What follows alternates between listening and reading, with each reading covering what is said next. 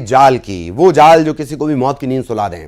जी हां, बात करेंगे हाई टेंशन तार की जो सड़क पर जाल की तरह फैले हैं और उसकी चपेट में आ जाती हैं गाड़ियां। दूसरी पड़ताल भोपाल की करेंगे, तस्वीरें दिखाएंगे कि कैसे राजधानी की सड़कों पर स्ट्रीट वेंडर्स लोगों की सेहत से खिलवाड़ कर रहे हैं। सवाल पूछेंगे जिम्मेदारों से कि आखिर इन सब पर कार्रवाई होगी कब। और हमारे साथ मिथिलेश आपको नजर आ रहे हैं, इंदौर से वो हमारे साथ जुड़े हुए हैं। भोपाल ग्राउंड जीरो से सहयोगी शैलेंद्र हमारे साथ जुड़े हुए हैं। इन दोनों के पास भी हम आपको लिए चलेंगे। मिथिलेश जल्दबाजी में हैं, वो कहीं निकल गए हैं, उनके पास भी चलेंगे। सबसे पहले बात इंदौर की हम करने जा रहे हैं। इंदौर में एक ऐसा नजारा दिखा जिसे जिसने भी देखा होश उड़ गए, एक समय के लिए सांसें थम गई। यह सब हुआ हाई टेंशन तार की वजह से। दरअसल राजधानी में एक बड़ा हादसा टल गया। शहर में बच्चों से भरी स्कूल बस पर एक हाई टेंशन तार गिर गया। इस घटना में बच्चे बाल बाल बचे, लेकिन बच्चों से लेकर वहां मौजूद लोगों तक की सांसें थम गई। बताया जा रहा है कि आर्थिक राजधानी के बाजार में हाई टेंशन तारों का जाल बिछा है। ये तार इतना नीचे हैं कि इसकी चपेट में कई बार गाड़ियां आ जाती हैं। सोचिए विभाग कितना लापरवाह है। आखिर बीच बाजार में इस तरह तार का जाल होना क्या सही है? आज इसी पर न्यूज़ 18 पड़ताल करेगा। सवाल पूछे जाएंगे कि जिम्मेदार कर क्या रहे हैं। तार टूटे हुए थे, पुराने तार हो गए, इसलिए टूटते रहते हैं। हर बार टूटते रहते हैं। वो तो योग अच्छा रहा कि वो अर्थिंग टूटा और अर्थिंग पे करंट, तो मालिक ने ही समझ लो बच्चों के नसीब से ही वो बचाना। बच्चे थे छोटे छोटे बस में और दोनों तार साथ में गिरे बस के ऊपर। वो तो हम लोग यहीं बैठे थे तो हमने बचा लिया, मतलब डंडे से डंडा लिया सूखा और फटाफट हटाया। हाँ, और बस उनको बस वाले को फिर उधर वो गली में करवाया। आज बच्चों की बस आई थी प्रज्ञा गर्ल्स की, और एकदम तार टूटा, बस के ऊपर ही टूटा। बस तार ज़्यादा अच्छा बड़ा हो जाता, बस ये वो। और सीधा इंदौर ग्राउंड जीरो आपको लिए चलेंगे। सहयोगी मिथिलेश हमारे साथ जुड़े हुए हैं, उनसे जानेंगे किस तरह ये हादसा टल गया। ये अच्छी बात है, शुक्र है, लेकिन हर बार किस्मत इतनी मेहरबान नहीं होती। इसी इंदौर में बच्चों को लेकर क्या कुछ इसी इंदौर ने नहीं देखा है, ये इसकी मिसाल है। मिथिलेश, तारों का जाल बिछा हुआ है, गलती किसकी और क्यों ये ठीक नहीं होता? मिथिलेश। इस वक्त मैं उसी बिचौली हबसी गांव में मौजूद हूं और गांव के लोग भी इस वक्त मेरे साथ मौजूद हैं। इन तस्वीरों को आप देख सकते हैं और ये वही लोग हैं कि जो सुबह यहां पर मौजूद थे। और उसके पहले लेकिन एक तस्वीर मैं आपको दिखा देता हूं। अगर ये पेड़ की तरफ आप देखेंगे तो ये जहां पेड़ से इस तार को बांधा गया, इसी बीच का हिस्सा ही आज टूट कर उस वक्त नीचे गिर गया जब यहाँ पर स्कूल बस खड़ी थी और स्कूल बस के अंदर 15 से ज़्यादा स्कूली छात्र बैठे हुए थे। स्कूल जाने के लिए घर से निकले, लेकिन सुबह इंदौर में आज एक बड़ा हादसा होते होते टल गया। फिलहाल इस वक्त मेरे साथ जो मौजूद हैं, ये वहाँ पर मौजूद थे। इनकी ठीक सामने दुकान, इनसे पूछते हैं क्या हुआ था उस वक्त यहाँ पर। ये तार टूट गया अर्थिंग का।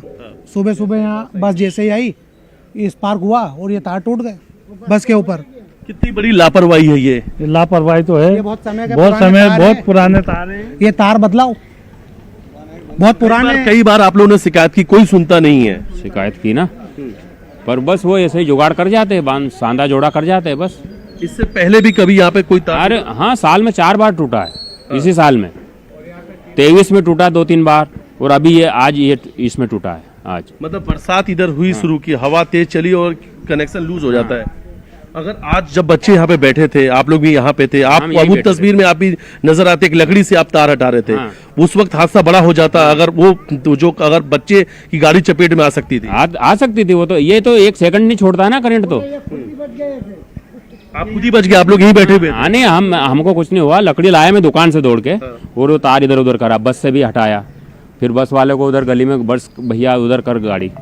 सामने से ट्रैक्टर आ गया था तो उसने रोक दी, बस रोकी और तार टूट गया। कितने लंबे समय से आप लोग चाह रहे हैं, आप लोग की मांग है कि यहाँ की जो पूरा कनेक्शन है, ये जो लाइन डाली गई है, उसको बदला जाए? बदलना चाहिए। कितनी बार बोल दिया, कितनी बार बोल दिया। हम तो बोलते ही रहते हैं। हम तो बोलते ही रहते हैं कि ये तार नया होना चाहिए, मजबूत होना चाहिए, लेकिन बस ऐसे कर जाते जो बस। देखिए ये तस्वीर को देखिए कि तार टूटा और टूटने के बाद में वापस से उसको वहीं पे कनेक्शन को जोड़ के और फिर पेड़ से बांध दिया गया। और देख सकते हैं कि आप ये जो लाइन है गांव में हाई टेंशन लाइन जो जा रही है यहाँ से, वो कितने नीचे की तरफ है। और रोजाना यहाँ से जो बच्चों की बस है गांव के अंदर बच्चों को लेने के लिए जाती है। और दूसरी तरफ उन तस्वीर को आप देखिएगा, एक छोटा सा जो पोल लगाया गया उसमें सारे तार आपको खुले नजर आएंगे। यानी कौन सा तार किधर जा रहा है, यानी ये मौत का जाल है। सीधा सीधा कहे तो ये मौत का जाल है जो खंभों पर खुले बंधा हुआ है। लोग इस वक्त काफी ज्यादा यहाँ परेशान है। लोगों की समस्या यही है कि कई बार शिकायत करते हैं लेकिन कोई सुनने वाला नहीं है। नहीं सर, सुनने वाला कोई नहीं है, क्योंकि हमने कई बार शिकायत करी। लाइनमैन के पास जाओ, लाइनमैन के उसके पास जाओ, उसको कह उसके पास जाओ, ऐसे हमको बात बता रहे हैं वो। सरकारी स्कूल से यहाँ तक चौराहा तक मेन रोड पे बीच में अस्पताल पड़ता, चाहे जब तार गिर जाते हैं बस के ऊपर, कोई वाहन के ऊपर डंपर आ जाता है उस पर गिर जाता है। एक रोज मिक्सचर मशीन के ऊपर गिर गया। हमेशा कभी भी खतरा ही रहता, कोई भी खड़ा रहता चाहे जब तार गिर जाते हैं। और एक सरकारी स्कूल है उसके बीच में अस्पताल और मेन चौराहा। वोल्टेज की लाइन दौड़ती हुई तार कभी भी टूट के नीचे गिर जाती है, टूट के गिर सकते हैं। और हर बार जब भी होता है हादसा सिर्फ रिपेयर किया जाता है यहाँ पर, अगर टूटा करके भग जाता है बस, नहीं, आप और खुद कुछ भी देखो नहीं ना, करता। उसका बस ज्वाइन लगा हुआ है, हर तार को आपस में फिट कर रखा इनने। सलंग तार नहीं है, तार से तार जोड़ के टूट जाते हैं तो उसमें आटी रख के और वापस उसको फिट करते हैं, वहाँ से वापस खिसक के टूट जाता है। होके वापस गिर जाता वो। फॉल्ट होता जब तार जॉइंट कर देते तो फॉल्ट होया करता, गर्म होके वापस नीचे गिर जाता। आज सुबह बड़ा हादसा हो जाता है बड़ा यहाँ पे। बहुत भयंकर हादसा होता। कम से कम 25 बच्चे थे। ठीक, अच्छा जी जी बिल्कुल मिथिलेश, और तकलीफ इस बात की भी ज्यादा कि जिन जिन महकमों की जिम्मेदारी इस मौत के जाल को साफ करने की है, वो सब बिल देने में कोई कोताही नहीं करते, बिल वसूलने में कोई कोताही नहीं करते। बहुत शुक्रिया आपका इस तमाम जानकारी के लिए। आपके साथ जो लोग जुड़े, जिन्होंने अपनी समस्या बताई, उनका भी धन्यवाद। अब पड़ताल करेंगे उन दुकानों की जहां खुले में खाने पीने का सामान बेचा जा रहा है। गंदगी के बीच डेयरी प्रोडक्ट बनाए जा रहे हैं, दुकानों के बाहर गंदगी का अंबार लगा है, उसी गंदगी के आसपास पोहा और समोसे तले जा रहे हैं। सोचिए, राजधानी भोपाल जो नारा देता है सेहतमंद भोपाल, स्वच्छ भोपाल, वहां क्या कुछ चल रहा है। पिछले दिनों की खबर हमने आपको बताई थी, कार्रवाई भी हुई, लेकिन फिर वही हाल। न्यूज़ 18 की टीम एक बार फिर भोपाल के उन इलाकों में पहुंची जहां धड़ल्ले से इस तरह की दुकानें चलती हैं। सारा भेद खुल गया। तस्वीरें देखिए। जिम्मेदारों से सवाल जरूर पूछा जाना चाहिए कि ऐसे दुकानों का अव्वल चीज तो क्या लाइसेंस है, और अगर लाइसेंस है तो वो निरस्त क्यों नहीं किया जाता, क्यों आपकी सेहत के साथ खिलवाड़ किया जा रहा है। दुकानों के बाहर गंदगी का जिम्मेदार कौन है, वो दुकानदार या फिर निगम है, या लाइसेंस जो देता है खाद्य विभाग, वो इसके लिए जिम्मेदार है। सर फूड पॉइजनिंग वाले बहुत मसले अभी आ रहे हैं सर। हम लोग सर हॉस्पिटल से ही आ रहे हैं सर। हम लोग भी लड़के को डेंगू हो गया सर, वहीं से आ रहे हैं सर। बहुत जरूरी है सर सेफ्टी के लिए सर। यहाँ पे खाना ढक के रखा जाए सर, पूरी साफ सफाई रखी जाए, प्रॉपर से झाड़ू पानी सब सफाई होना जरूरी है सर। बहुत ज़्यादा ही हानिकारक है। मिठाइयाँ जो बनती हैं इसके मावे की और मिलावट मावा से बहुत ज़्यादा नुकसान पड़ता है। गंदगी में सर दूध और सामान बनाना, क्योंकि ज़्यादातर बुजुर्ग और बच्चे इन सामान दूध का इनका उपयोग करते हैं, तो उनकी सेहत के लिए भी बहुत ज़्यादा नुकसानदायक है। और दूध में ही मिलावट की काफ़ी आ रही है। तो ये बारिश के समय पे जो बीमारियां बढ़ती हैं उसका एक बहुत बड़ा कारण है फूड बॉर्न डिसीजेज जो होते हैं वो।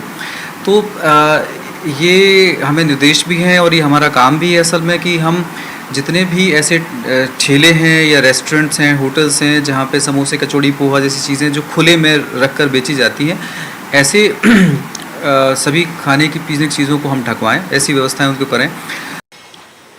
अब राजधानी भोपाल समेत मध्य प्रदेश में लोगों की सेहत से खिलवाड़ किसी भी कीमत पर बर्दाश्त नहीं किया जाएगा। निचली क्वालिटी के खाद्य पदार्थों से खाद्य सामग्री तैयार करना, गंदगी में खाद्य पदार्थों को बनाना और उनको खुले में रखकर बेचना, ये किसी भी कीमत पर टॉलरेट ना करने की बात जो है वो फूड सेफ्टी डिपार्टमेंट की ओर से की गई है। लगातार कार्रवाई भी इसे लेकर चल रही है। भोपाल में हाल ही में 50 से ज़्यादा दुकानों को चेतावनी दी गई है कि आप अपनी व्यवस्थाओं को सुधार लीजिए। एक दुकान पर लाइसेंस निरस्त करने की कार्रवाई भी की गई है।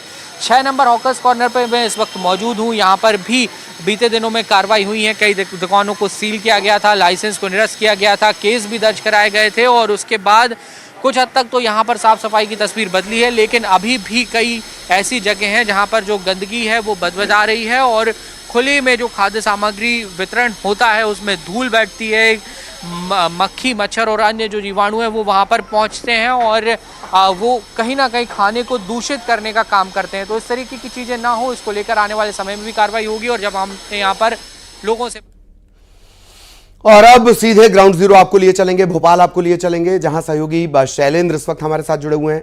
शैलेंद्र के पास लिए चलेंगे। शैलेंद्र, सेहत से सीधे सीधे खिलवाड़ है और साफ सफाई की बातें अभी भी किताबों में हैं, लेकिन मसला जब खाने से जुड़ा हो तब साफ सफाई बहुत जरूरी। शैलेंद्र। बिल्कुल बिल्कुल बिल्कुल ललित, आपने ठीक कहा। एक बात मैं और आपको याद दिला दूं कि राजधानी भोपाल को देश की सबसे क्लीनेस्ट कैपिटल का अवार्ड भी पिछले दिनों मिला है और इस लिहाज से यहाँ पर साफ सफाई की बेहतर व्यवस्थाएं होनी चाहिए। और जब बात खाने की हो तो व्यवस्थाएं और ज़्यादा बेहतर होनी चाहिए। तो न केवल रेलवे स्टेशन बस स्टैंड के आसपास जो दुकानें खाने पीने की लग रही उनमें गंदगी देखने को मिल रही, बल्कि जो पॉश इलाकों में भी जो चाट कॉर्नर हैं उनके वहाँ भी काफ़ी गंदगी देखने को मिलती है। तो लोग एक तरफ जहाँ नकली मावा हो, नकली दूध हो या फिर नकली पनीर हो, उससे लोग परेशान है और उसी बीच अगर बाजार में भी कुछ खाने निकल रहे हैं तो आपको इस गंदगी में जो खाना बनाया जा रहा है, चाहे वो समोसे कचौड़ी हो, पोहा हो या दूसरे अन्य फूड प्रोडक्ट हो, उनसे आपको परेशान होना पड़ता है। और जिस तरीके से बरसात का ये मौसम चल रहा है और बरसात के मौसम में संक्रमण का सबसे अधिक खतरा जो है वो हो जाता है। तो ऐसे में निगम के तमाम दावे हैं, फूड एंड सेफ्टी डिपार्टमेंट के तमाम दावे हैं, वो दावे तो करते हैं लेकिन दावे उनके जमीन पर उतरते नजर नहीं आते हैं। हालांकि इस सीजन में हमने लगातार देखा कि फूड सेफ्टी डिपार्टमेंट की टीमों ने अलग अलग हिस्सों में कार्रवाई भी की और कई दुकानों के लाइसेंस निरस्त भी किए और कई दुकानें ऐसी थी जिनके पास लाइसेंस नहीं थे, उनकी दुकानों को बंद कराने का और उसके साथ ही जुर्माने का भी काम किया। लेकिन ये अभियान जो है वो नाकाफी साबित हो रहे हैं, क्योंकि इक्का दुक्का दुकानों पर कार्रवाई की जाती है और कुछ ही इलाकों में ये कार्रवाई की जाती है। तो ऐसे में अब स्वास्थ्य विभाग लगातार ये बात का दावा जरूर कर रहा है कि सतत अभियान चलाया जाएगा ताकि जो लोगों के साथ जो लोग खिलवाड़ कर रहे हैं, चाहे वह चौपाटी हो या फिर निजी रेस्टोरेंट या होटल्स हो, जहां पर भी इस तरह की गंदगी की चीजें मिलेंगी वहां पर तुरंत कार्रवाई भी की जाएगी। और जिस तरीके से हमने पिछले दिनों भी देखा कि बड़ी संख्या में मात्रा में मावा भी यहां पकड़ा गया था, तो तमाम जो तरीके से लगातार लोगों की सेहत के साथ खिलवाड़ राजधानी भोपाल में किया जा रहा है। जी ठीक ठीक ठीक ठीक, बहुत बहुत धन्यवाद आपका शैलेंद्र इस तमाम जानकारी के लिए। सहयोगी शैलेंद्र विस्तार से जानकारी दे रहे थे। अगली खबर रायपुर से, जहां 2 डेयरी पर कार्रवाई की बात हम आगे करेंगे। ब्रेक के लिए रुक रहे हैं।